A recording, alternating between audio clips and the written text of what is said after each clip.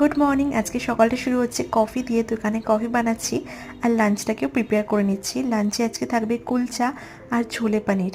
তো কুলচাগুলো আমি কিনে এনেছিলাম স্পেন্সার থেকে, এগুলো রেডিমেড থাকে, আলাদা করে বানানোর কোনো ঝামেলাই থাকে না। খাওয়ার আগে হালকা করে ফ্রাই করে নিলেই হয়ে যায়। টিফিন বক্সের মধ্যে ঢুকবে না, সেই জন্য কেটে এরকম করে স্লাইস করে ভরে নিচ্ছি। লাঞ্চ প্যাক করে তাড়াতাড়ি বেরিয়ে যাব আজকে, কারণ বাইরে প্রচুর বৃষ্টি হচ্ছে আর বৃষ্টির সময় আমাদের এখানে না একদম গাড়ি পাওয়াই যায় না বললে চলে। তো প্রায় 10-15 মিনিট দাঁড়ানোর পরে আমি একটা অটো পেয়েছি আর সেটা করেই আজকে যাচ্ছি।